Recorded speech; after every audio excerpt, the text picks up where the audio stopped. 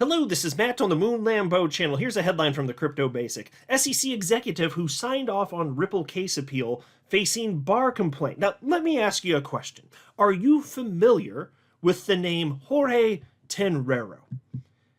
In a world that's not completely upside down, the answer from 100% of you should be no.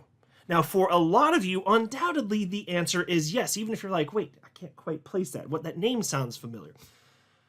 This name has been heard by millions of people at this point. Why? Is this some superstar athletic individual, perhaps in the NFL? Perhaps in the NBA? Maybe you play some baseball? No, it is not. This is an asshat prick attorney at the SEC. And you know his name. Maybe not all of you listening, but a lot of you do. Now, of course, that's because he's been in some high-profile crypto cases, including the SEC v. Ripple lawsuit, of course, here. And now he is at risk of losing his law license as a result of alleged misconduct. So I'm going to share with you the specifics here, but this guy has been one of the most destructive forces on the legal team over at the SEC, and including for all of us personally here in the XRP community as XRP holders. His actions have harmed every single XRP holder on the entire damn planet. So I'll tell you exactly what's going down here.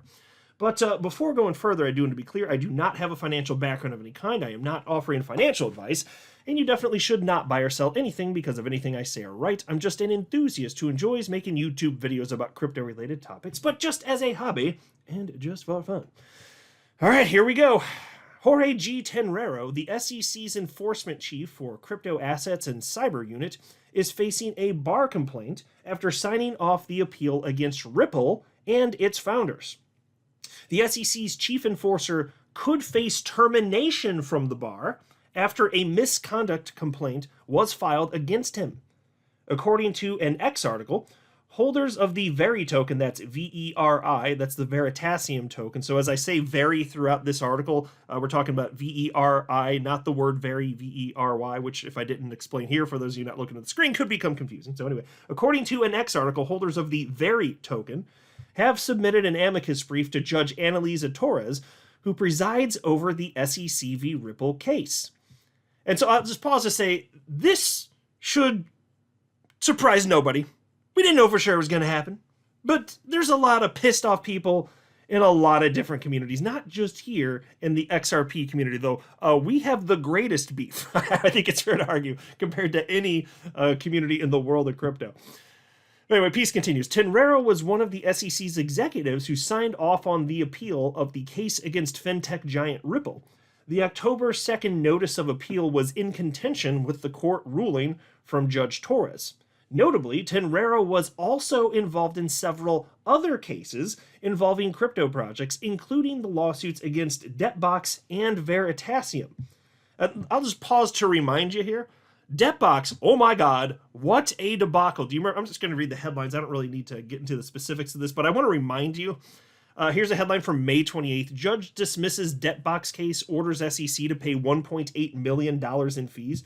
So this was the case where, and again, Jorge's part of this too, where the SEC had accounts frozen from Debtbox based on false information, and they knew it, and the judge called them out, and it resulted in at least a couple attorneys, let's just say they were let go.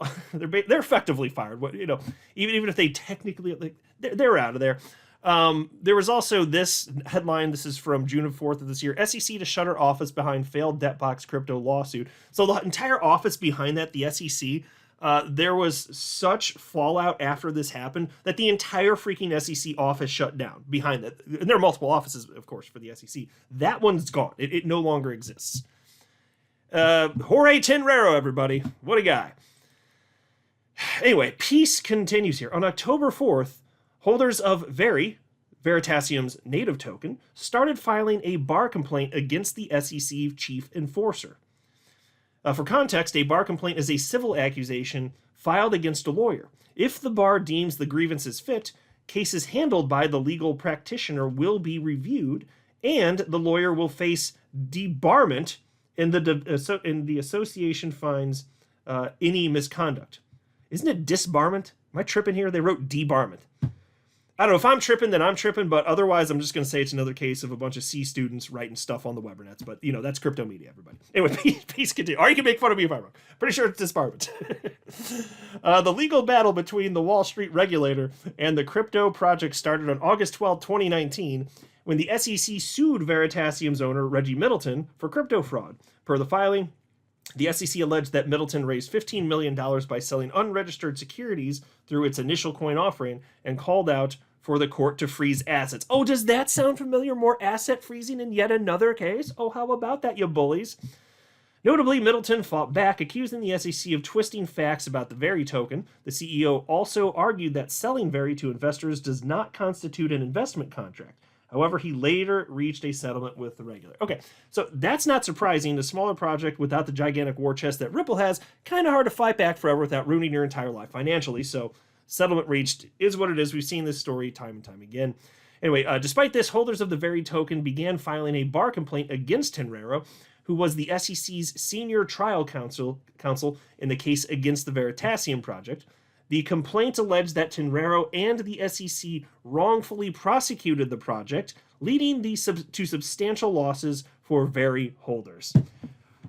Well, that story's getting a little old at this point, and we see this time and time again. We saw that here. You pick a case, man. Anything that he is involved in, it just destroys people who are trying to better themselves financially. Anything this guy's involved in. It's true of the entire SEC, because, again, they're a bunch of asshat pricks. I mean, we're talking that these are spawns of Satan, winged creatures from the depths below. That's what they sound like as they fly around. They hiss at you. Gets it like a geese. They're like geese. They hiss at you when you walk around, and then they shit all over the sidewalk where you live. It sucks. And so if you're wondering if this is real, I did my best to actually verify this, even though it was in crypto media here. And I did find the website where you can, I'm not telling you to do or not do anything, but you can actually participate should you choose. Here you go. New York bar complaint against Jorge G. Tenreiro for professional misconduct and tortious interference. So I found that. Now, as this was getting circulated throughout the XRP community on social media the other day, XRP community member and attorney Bill Morgan had something to say about this. And at that point, it hadn't been confirmed this is true, but unless somebody faked this entire damn website for reasons that would not be immediately clear, I mean, it's real, of course. But I understand why he said that. He said if it's true, and then he gave his opinion. That's why it had just gotten out there. But he says, if it is true, I cannot say I am surprised. I always thought that such a complaint would be made by a XRP holder. There is a great deal of antipathy towards the SEC by those investors in the crypto market it claims to protect. 78,000 plus XRP retail investors and developers who signed up with attorney John Deaton effectively told the SEC and its attorneys to F off. Well, isn't that spot on? So we'll see what happens here, and I'll keep you apprised of developments as things unfold. Does anything here rise to the level of disbarment, or as the Crypto Basic says, debarment? I don't know. I'm not going to hazard a guess, only because I'm not an attorney. I just play one all up on the YouTube, so I can't really tell you. Although I will be happy to seek perspective from attorneys moving forward and see what people are thinking here. But either way, this guy's been incredibly destructive, just like a wrecking ball here. No shame whatsoever, clearly on the wrong side of history. I don't believe that he believes the stuff that he's arguing, but he's doing stuff to ruin our lives. So I'm not surprised that there's action being taken against him. There's certainly an attempt here. Given his conduct, I mean, just think about it. The involvement in the Debtbox case, the fact that that office got shut down, that the Debtbox case, that SEC office shut down, $1.8 million fine because of that case. And the judge called them out big time. I mean, that guy did not mince words, talking about how they literally, there was no proof. They had false information presented to the judge. The judge got pissed based on that, and there was hell to pay. And so, that all went away for Debtbox at least. But you would think that, in a sane world, at a minimum, that's something that might also be taken into consideration. Maybe a pattern of terrible behavior harming people. Now, I don't know what the standards are when it comes to this, so I can't tell you whether or not that is or is not the case. I'm just saying, in a sane world, you'd be like, wow, look at the pattern of devious, terrible behavior from this frickin' asshat prick. Maybe we don't need him doing law stuff anymore, Just my opinion. I'm just saying. I'm just spitballing. Just thinking out loud here on the YouTubes. You guys can tell me what you think though, and please do in the comment section below. I have a feeling that we're probably all on the same page here. I'm not a financial advisor. You should not buy or sell anything because of anything I say or write. That would be a very, very, very bad idea. Until next time, to the moon, Lambo.